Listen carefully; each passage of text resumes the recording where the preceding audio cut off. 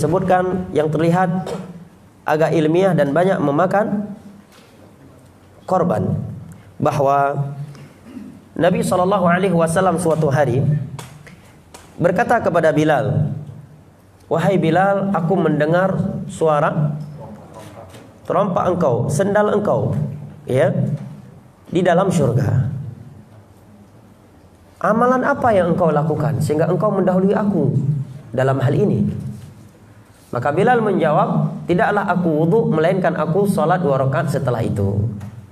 Nah, di sini katanya Bilal bolehnya beribadah walaupun tidak ada perintah, petunjuk, anjuran dari Nabi, selama niatnya baik dan tidak ada larangannya.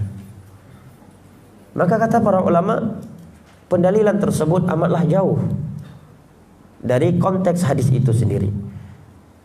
Karena Nabi tidak bertanya, "Kenapa kamu melakukan sholat 2 rakaat setelah wudu?" Nabi cuma bertanya, "Amalan apa yang engkau lakukan sehingga Allah memberikan untukmu keutamaan ini?" Jelas ya? Sehingga tidak ada isyarat sedikit pun bahwa 2 rakaat itu, 2 rakaat setelah wudu belum pernah Nabi ajarkan, kemudian Bilal melakukannya sendiri. Ya, jelas ya? Bahkan kalau kita lihat kepada hadis-hadis yang lainnya, Nabi telah menganjurkan salat 2 rakaat setelah wudu. Seperti dalam hadis Utsman bin Affan dan yang diriwayatkan oleh Imam Al-Bukhari dan Muslim. Nabi menyatakan, "Man tawadda'a nahwa wudu'i hadza thumma yusalli raka'ataini la yuhadditsu fihi ma nafsuhu ghufira lahu ma taqaddama min dhanbihi." Barang siapa yang berwudu dengan seperti wuduku ini, kata Nabi, kemudian dia salat 2 rakaat dengan khusyuk, maka akan Allah ampuni seluruh dosa-dosa yang telah berlalu. Yang kedua, menyimpulkan kesimpulan seperti itu, ini bentuk adab yang tidak baik kepada Bilal. Jadi seakan-akan beliau melakukan suatu ibadah yang belum pernah dianjurkan oleh Rasulullah. Dan itu jauh dari para sahabat Nabi SAW. Sebagai contoh, di awal-awal Islam, para sahabat itu enggan melakukan sa'i antara Safa dan Marwah. Kenapa? Karena mereka menganggap dahulu kita memiliki kebiasaan sa'i antara Safa dan Marwah.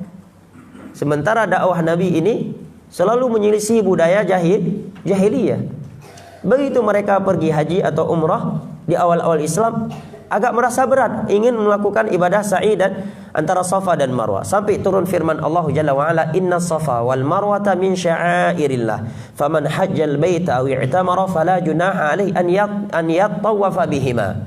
Setelah itu baru para sahabat melakukan sa'i antara Safa dan Marwah. Ini menerangkan kepada kita bahwa para sahabat Nabi itu adalah orang yang paling tidak berani melakukan suatu ibadah sebelum mendapatkan anjuran atau petunjuk dari Allah dan Rasulnya. Jelas? Taib.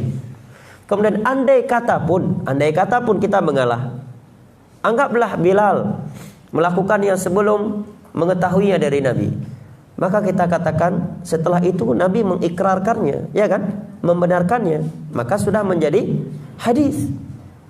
Karena definisi hadis itu, kata Imam Ibnu Hajar dalam kitabnya Nukhbatul Fikr dengan syarahnya Nuzhatun Nazar, ma udhifa ila Nabi sallallahu alaihi wasallam min qaulin aw fi'lin aw taqririn aw sifatin khuluqiyatin aw khalqiyyah.